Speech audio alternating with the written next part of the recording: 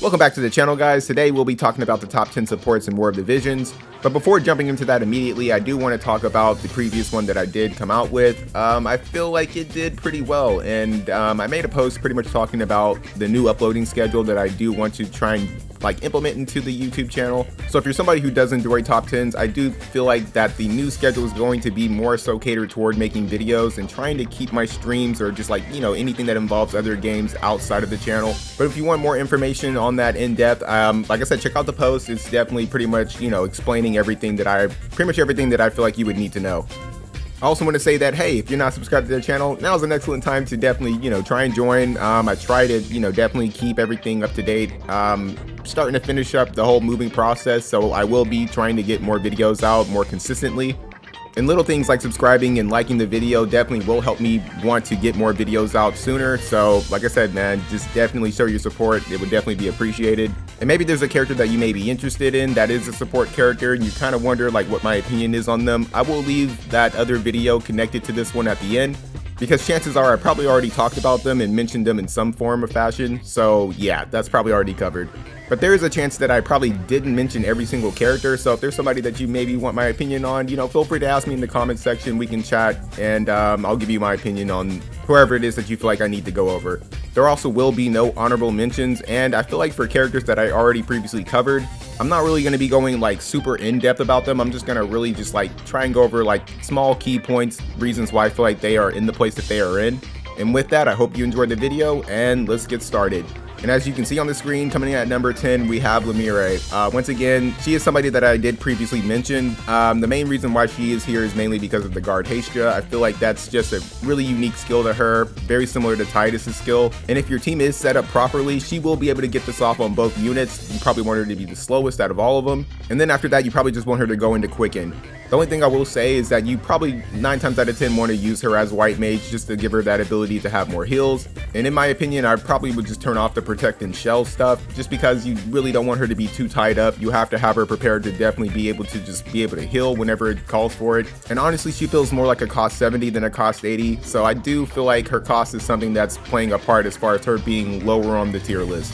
And coming in at number 9, we have Sylvie. Sylvie, once again, being able to give barriers, raise defense and spirit. Another character that I will have to recommend using for White Mage just because she has the full life. And just from my experience of going against her, because I don't have her, if you're going to use Blade Soul or anything else, you're going to have to turn off a lot of her selfish buffs just because she's somebody that you probably would want to move with your team to be in range to attack. And if you have too many of her buffs on, she's just going to buff herself and just stay still, and it's going to put her out of range to really be all that effective. All in all, a really good kit, and honestly I do kind of feel like she's fallen off just a tad bit, but nonetheless definitely still in the top 10. And now for a new addition. Coming in at number 8, we have Addison Rae. This girl is an extremely powerful attacker and surprisingly a really good support. Honestly, she has the ability to give courage, and that also comes tied with a guaranteed nullification to guaranteed hits. I feel like this is something that's just really good. It helps evasive units kind of just have the extra cushion when it comes to their evasion. And if they're not able to give themselves courage, I mean, that's, really good to kind of have just in case. And if they're able to survive the damage and maybe the courage doesn't get slapped off, if their HP falls below 20%, they're going to get a heal back, which I feel like is something that is definitely kind of just slowly becoming a staple and just kind of more common amongst a lot of characters. She also has a means of giving protect to her allies, which, like I said, at this point in the game is kind of like a good thing and also a bad thing, just because there are units that can kind of really mess you up if you have protect or shell on you. So just kind of something to look out for, and be wary of who you're putting her up against pretty much. Coming in at number 7, we have Shalzeb, and she's also somebody that's just extremely good, can give herself courage as well as another character courage at the same time. And this will also lower her hate, which is something you definitely want on any kind of support character or healer. I feel like that you don't want them to really get slapped up, but she can raise the team's AoE resistance. This is also going to give you light resist as well as dark resist. Same situation when it grants you the protect. This could be a good or a bad thing, just depending on who she's going up against. But something else that's really enticing about the character is the fact that she can just outright give your allies regen, and this is also going to raise their attack and their magic by a pretty good amount. So I definitely have to say that she's somebody who's, somebody you want to look out for, especially depending on who she's running with. This could be a really key piece to a very devastating team. Coming in at number 6, we do have Resnick, and she is a really important piece to a really nasty team. Alphonse and Bridal Alea, I think, are just really difficult to go up against if you don't have the proper resistances or just means means of really dealing with that team outright. She pairs extremely well with just anybody in general, I would have to say, but as a whole, that's definitely where you want to use her. And even with the influx of all the characters that we've gotten as far as supports, I do feel like she's still somebody to kind of look out for. Now, she has dropped off a lot, but it's with good reason, and you will see why the further we get into this tier list. Coming in at number 5, we have Ferris. Same reason, the haste on himself and then haste on an ally at the same time. Extremely good, gives him that ability to hurry up and get that haste off on maybe the secondary unit, or in general just have him like prep to be going into the healing AP buff that he has. I think is really good. And with him getting his 140, it's also going to give you that decrease in activation time, which I think is something that really helps him, especially if you don't have the means, maybe you're not using Val for. But just like all the other characters on this list that I've already mentioned, minus Addison Rae, he's just somebody who can get tied up in that healing loop, and it can be sometimes honestly devastating, because it may come in a situation where you could have really just won the game if he would have just attacked. But even with all that said, still a really powerful unit. The haste is something that definitely works in his favor. Something else that is kind of situational, once again, like I said, there are just certain characters that really benefit from going up against haste users or people with protect and shell. So honestly, just pay attention to who you're going up against. Coming in at number 4, we have Sottily. Same reason as before. I feel like the charm ability is just really good, but the main reason why he's still able to retain a high spot is because he's able to give himself re-raise as well as an ally re-raise, which is something that is pretty good. I mean, I do view courage and re-raise as kind of like the same thing, like two sides of the same coin pretty much. You just really have to choose who you're going up against and try not to get that slapped off immediately. But I feel like in general, just like his kit, there's so much to have to worry about, and then alone the bumps and the buffs that he can give to an ally is something else to kind of really just pay attention to. Also still being able to make like a pseudo tank, giving whoever he gives the re-raise to hate as well. So just in general, Sottily is just going to be as good as pretty much the characters that are around him.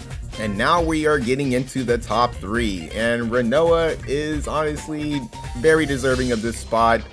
She's pretty much like an upgraded version of Ferris, and I feel like the main reason why she's ranked like so much higher than Ferris is because she does extremely well with just keeping your team like immensely fast. The ability to give herself haste as well as another character haste is something that is definitely, you know, something you want to kind of pay attention to.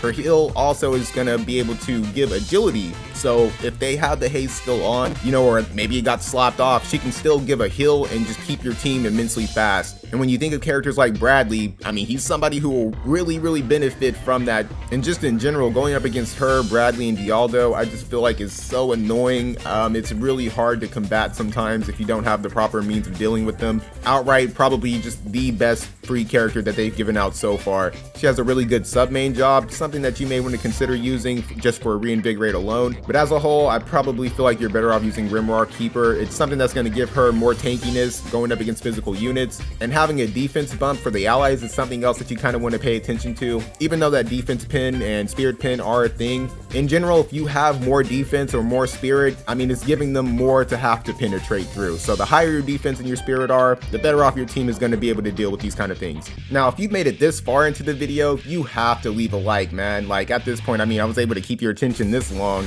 I would greatly appreciate it. You know, I have to say these things, definitely it helps promote the channel, and in general, I do appreciate you guys just for checking the video out. And now we get into the top 2, who I personally feel like are probably the future of supports, and just the way if their kits are set up is just something that really just takes away from the things I really don't like about using supports. So coming in at number 2, we have Ferris. And when Ferris first came into the game, especially like me being a water main, I didn't think she was going to be as good as she is. Oh my goodness. Was I ever so wrong? And I regret not summoning for her, like in all honesty. And I feel like anybody who ever went up against her or just outright has the character themselves, they know why this character is where she is. Now alone, the character just in general is honestly an extremely good bruiser, having means of raising strike and slash resistance and extra effects as well, as long as she has that protect on. But this is a support video, so we're going to be talking about the Sildra effect. This girl, I feel like, is just so powerful just because of that alone. She's just somebody that you really want to make sure she has AP. Like, she's probably somebody you want to have bells. And then any other buff that you can get off on the in-between before engaging is just kind of honestly a luxury. But the Soldier effect alone, I feel like it's tied to certain skills. Soldier's Roar is something that is just extremely powerful, given an attack, magic, and reaction block rate bump. Just in general in the middle of the fight, it's absolutely mind-blowing how like she went under the radar like she did. Honestly, I feel like she is so useful, just being able to just do these things and not have to worry about casting it or wasting a turn casting something on somebody in the beginning. She can just outright attack, and then it's just like buff. The same thing goes for Soldier's Blessing. It's just an attack, gives herself AP, and then heals whoever, you know, it's just in the vicinity. These two moves alone are just so extremely busted, and alone are just skills that put her like far and away above a lot of these other supports that are on the list, because this can't be interrupted. Even though you can lower healing power, you can do things to negate the attack and the magic and reaction block rate. Chances are she's probably just gonna hit you again with the same skill and then get that buff right on her allies immediately. So it's kind of really hard to deal with, especially if you're not able to get her off the board. She can run with Summer Glassy, which is gonna make it even more difficult for her to even be targeted. And that's probably also her best friend. All in all, I will have to say that if there are no units on the in-between before she comes back that have like similar effects, she's somebody I would have to recommend just anybody go for. She doesn't have to even really be used on a water team. I feel like those buffs don't, you know, not being tied to any kind of like water ally or anything like that, just makes her so universally just usable. It's really just going to depend on the cards that you have that she can, you know, benefit from. Her having Pugilist is something else that just honestly makes her extremely enticing. She can just go into Demon Purger and just really sustain herself. Like, she's just really difficult to get off the board if you're not running like, you know, maybe a Leia. But honestly, as a whole, this is the future of supports. You definitely want characters that can just attack, buff, like that is the future, man. And this is also why this guy is #1. And of course, I'm talking about Soul. Oh my goodness, this guy is so fucking annoying to get off the board, man. He has barriers. He has a lot of things that are just outright working for him. His limit break is absolutely disgusting, but once again, we're looking at chaotic healing. This is just going to be able to attack and heal. This guy is just immensely annoying, even being a water main. Like, being able to raise the strike resistance is something that just kind of hurts Perrine. And I'm honestly just really grateful that this guy is not limited or on that banner with Starlight, Esther, and Sylvie. And if you were able to just get the guy, like, in general, man, congratulations. He's really good, really worth building. I can definitely see him running with Mont. I can see him running with evasive Yuffie team. And even better, I can see him running in a Rainbow team. As long as you have the job cards, that's really all that matters. He's just somebody who can honestly eviscerate all of your defenses and get rid of your courage. And it definitely doesn't hurt to have a guaranteed hit on your main job. I mean, it's just hard to get around this guy. Like, he has, you know, weaknesses and stuff like that, but I feel like you have to have the experience and the knowledge to really go up against this guy. Otherwise, if you're going in, you know, full head of steam, he'll probably just survive you and destroy you. And that'll pretty much do it for the top 10, man. You know, feel free to let me know, like, how you guys feel about, you know, adding Ferris and Soul, if it was even fair, because in all honesty, just the fact that, you know, they're not like full supports, I don't feel like that takes away from them being supports. Like, yeah, they're probably more so looked at as damage dealers, and their, you know, effects are tied to dealing damage.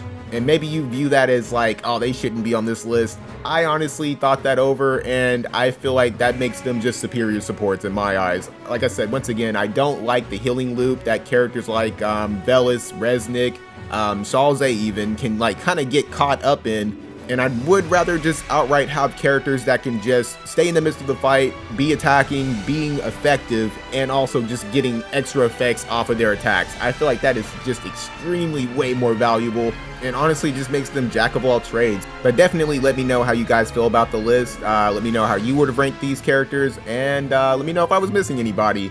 With that, I hope you guys have a nice day. I hope to catch you in the next one. Take it easy.